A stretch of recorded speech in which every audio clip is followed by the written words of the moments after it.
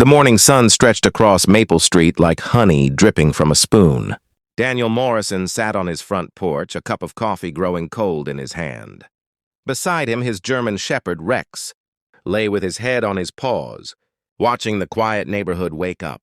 Daniel was 42 years old, though some days he felt much older. He had been back from overseas for 3 years now, back from the desert and the noise and the things he tried not to remember. The Army had given him medals. The VA had given him appointments. But it was Rex who had given him a reason to get out of bed each morning. The dog had been trained to sense when Daniel's hands started to shake, when his breathing became too fast, when the memories pressed too close. Rex would nudge his hand or rest his heavy head on Daniel's knee, bringing him back to the present moment, back to this quiet street, where children played and neighbors waved and nothing exploded. It was a Tuesday, ordinary and unremarkable, the kind of day that usually passed without incident. Daniel sipped his coffee and watched Mrs. Patterson, across the street watering her roses. 2 houses down, old Mr. Chen was already tinkering with his vintage Mustang in the driveway. The street smelled like fresh-cut grass and the bakery on the corner. Then Rex lifted his head. The dog's ears stood at attention, pointed toward the yellow house next door. Daniel had seen the family who lived there, a mother who left early each morning in expensive suits, and her daughter, maybe 7 or 8 years old, who waited for the school bus with a pink backpack covered in unicorn patches. Rex stood up now, a low whine building in his throat. "What is it, boy?" Daniel asked, setting down his coffee. That was when he saw it, a thin ribbon of smoke curling from the second-floor window of the yellow house. Then another. Then a darker stream, thicker, more urgent. Daniel's training kicked in before his thoughts could catch up. He was on his feet, moving down his porch steps, Rex already ahead of him. His heart hammered in his chest, but his hands were steady. His mind was clear. He ran to the front door of the yellow house and pounded on it. "Hello? Anyone home? Fire! There's a fire!" No answer. He tried the handle. Locked. Rex barked, sharp and insistent, running to the side of the house.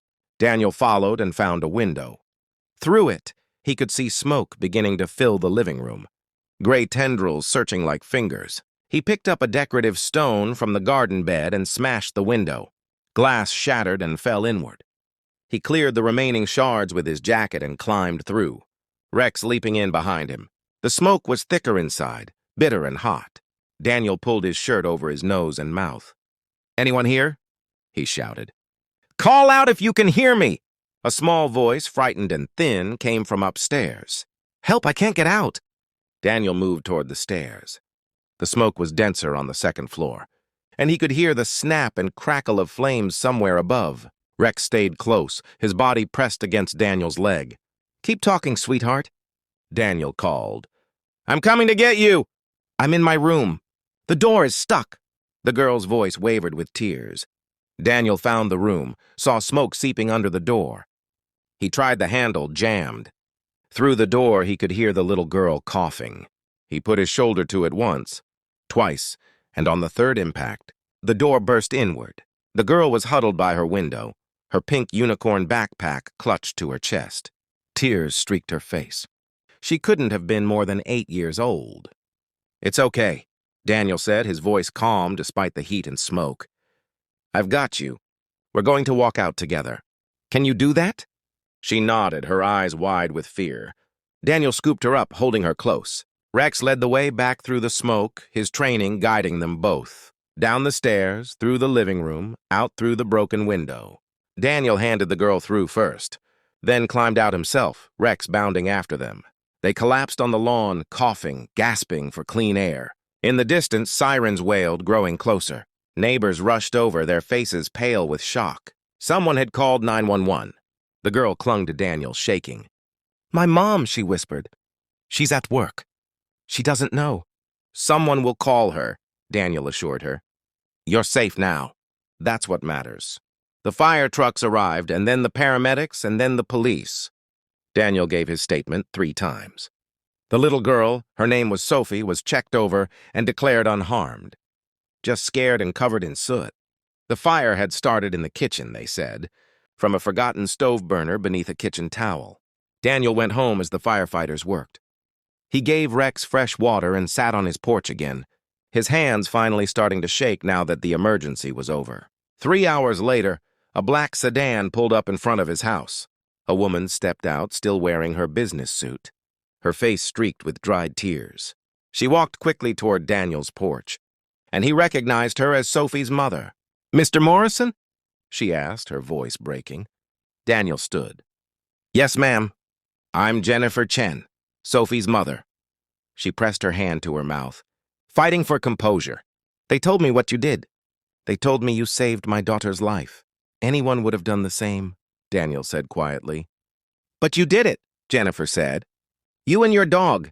You ran into my burning house and brought my little girl out." She pulled an envelope from her purse with trembling hands.